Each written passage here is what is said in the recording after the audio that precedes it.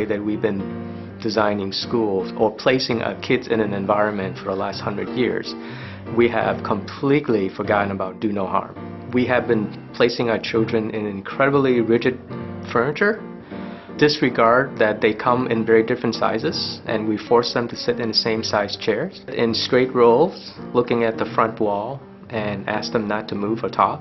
Unnatural to the way living system work. I think that we have to move from, sort of do no harm to do good only. And if we're able to make that shift, we can begin a new era about how we should be designing learning environment for how teachers want to teach, how dynamic they want to teach, how many times they want to change a learning settings, and really focusing on how children really wants to learn.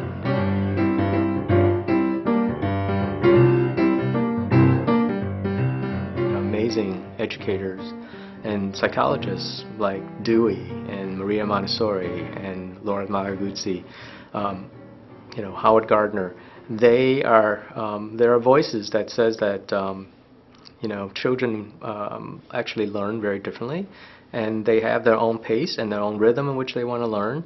If we were to place human being at the center of any kind of a design solutions, then the environment, the physical environment, needs to change drastically. So I think that's the premise of the third teacher. The title of third teacher came from Malaguzzi, in which he said that there are three teachers of children. The first are the adults, the second one are their peers, the third is the physical environment. It was very clearly to us that the upper school was sort of trapped in the old environment, and what we were trying to do is to now create a new learning environment that allows this very dynamic learning and teaching that's already ingrained in the culture of how North Shore does teach very differently than anywhere else.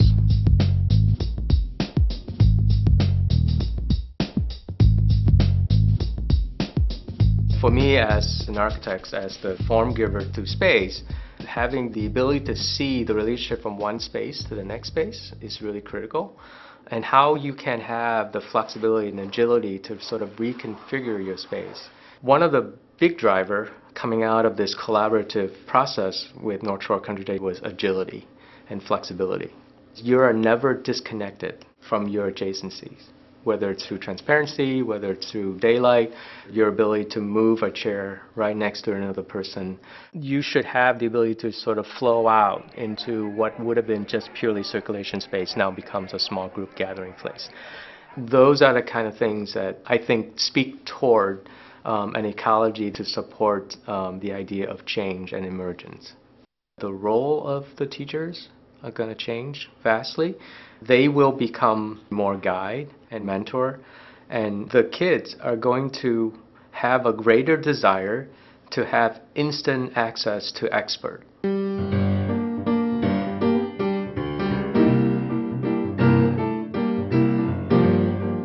So I perceive the transformation of North Shore Country Day is a living system. It's an ecology of learning.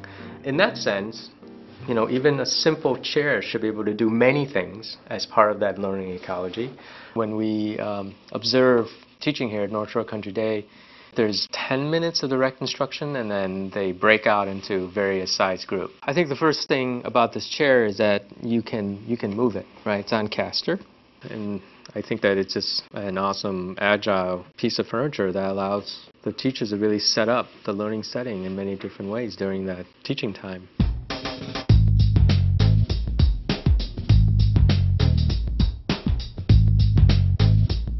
This is kind of our modern version of the Harkness table with digital media, flat screen. Again, the furniture is able to kind of disassemble itself and rearrange in different configurations.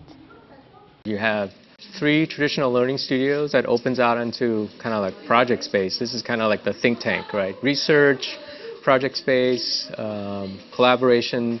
The Daniel Pink idea that 21st century is about creativity and innovation and solving very complex challenges and wanting to solve them now. This is what you need. This is a space that allows kids to actually do that. The way that you're bringing in art, creativity, with mathematics, with humanities, all of that collides in this new ecology of spaces. This is an integrated furniture and collaboration tool. You can hook up up to 6 laptops, and each laptop has a puck. Hit that puck, whatever is on your laptop shows up on here. So your ability to exchange information, knowledge, discuss, feedback, presentation happens very naturally.